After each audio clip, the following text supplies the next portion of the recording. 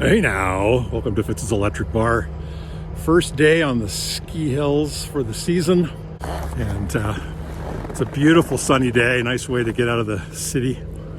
Today I'm going to focus on great apres ski records. Truth be told, an apres ski record isn't that different than a Sunday morning record or a rainy day record or music to listen to when you're reading record. Just depends, I suppose, if you're with a bunch of buddies hanging out and drinking, if you're with somebody that you're hoping to get cozy with, or if you're with your wife of 30 some odd years, then you're enjoying doing your own separate things. Anyways, today, 5 top apres ski records, ranked in no particular order.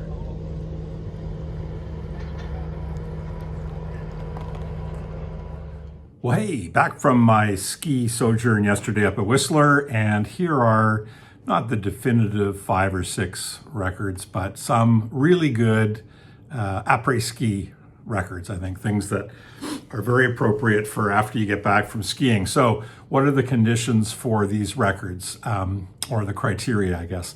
One is that it needs to be, I think, fairly mellow. So you've had a big day of skiing, you're depleted, you've had a lot of fresh air, a little bit of sun. Looks like I got a bit of sun.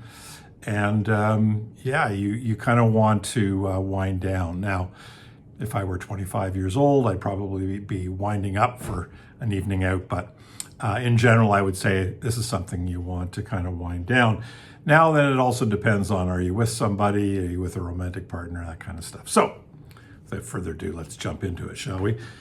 John Martin, for me, is somebody that would start off any kind of Sunday, rainy day, and definitely is a beautiful, guitar picker, singer, songwriter. And a couple of his records, I would say either one of these would work well. Bless the Weather or Solid Air are solid records for apres ski, and could recommend both of those.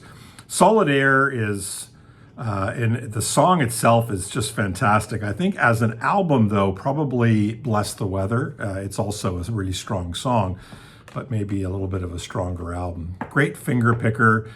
Somebody I got into before Bert Jansch, but probably helped pave the way for me to sort of discover Bert Jansch and appreciate him. I think Bert Jansch is a little more traditional, I suppose, like British folk tradition, I suppose. John Martin did a lot of interesting things with his guitar. I think it was called the Echoplex, and created a lot of really interesting sounds and was maybe more experimental. But on these 2 particular records, extremely accessible and really good apres ski records. I'm just looking for an excuse to talk about side D, the 4th side of this record, Yo La Tengo's, and then Nothing, what is it? And Then Nothing Turned Itself Inside Out. I've really loved this record for years, but for some reason, maybe because it's the last track and it was on the CD, it didn't really strike me until more recently, and now I just can't stop playing it. And I think it is actually a great apres ski one. The conditions for this might be that you're on your own. Sometimes Yo La Tengo can kind of get under people's skin, not in a good way. I've had friends who find when they sometimes go a bit atonal, it makes them a little bit skittish. But love Yo La Tengo, and the track that I'm going to suggest would be a great apres ski song is Night Falls on Hoboken. Hoboken. Not sure where the stress is on that, the syllables. I always think this is like a UFO landing or something. Night Falls on Hoboken, very, very strong, beautiful, flows just beautifully, and is a really nice song for an apres ski. This screams apres ski while it shows actually skiing, but this is off-piste. This is Greg Fote, and I don't know his collaborator on this, Art Themen. He plays with Greg Fote sometimes. Greg Fote, the incredibly prolific keyboard, jazz, ambient, sort of soul guy, has got his own kind of, they often call this library music. I do talk about him a lot on this channel. I am not getting any royalties from Greg Fote Records. But I do believe in supporting the stuff that I really enjoy, and this is really good. So this is called Off Piste. You can stream this if you want to give this a listen, but this actually is not just that the cover looks the part. This really is a beautiful apres ski record. It is pretty mellow, so if you've had a good hard day on the slopes and then you play this and you have a glass of wine, if you're like me, you might not make it all the way through, but that's not a criticism of the record. Another one that kind of thematically very much is suitable. So this Kate Bush record, 50 Words for Snow, has the track Snowflake, Misty, 50 Words for Snow, Among Angels, which is a beautiful track. This is a really nice reissue of the record. I think she, I don't remember what label she was on originally, but I think she's got all of her music back and it's on the Fish label, if I'm not mistaken, is her own label.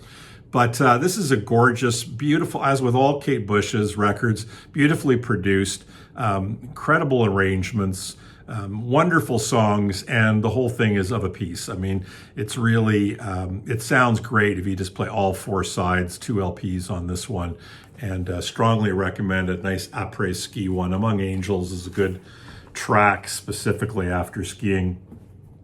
Kind of staying in that sort of mellow mode, I would have to say that Nick Drake also is something that nobody would complain about after a good day of skiing, and 5 Leaves Left is a great album. You know, it's got a little more upbeat than some of his other stuff on Brighter Later and some of his other works. It has the track Riverman, which is really awesome. I mean, there's so much great stuff. And everything Nick Drake did, he didn't have a huge catalog, as we all know, and left us far too young, but this is a very nice record, Après Ski. And finally, for jazz lovers and for lovers in general, but of course, Chet Baker Sings. This is the recent Blue Note Tone Poet version of the record. I had a Wax Time version. It was just not satisfying enough for me. Love the jacket and everything about this. And just the warm, that to me, Chet Baker's trumpet and his singing are so similar. Muted, beautiful tone, warm and very romantic. So if you and someone special are there, this Chet Baker Sings record is certainly something to put on. You might even get lucky. Carpe diem, MFs.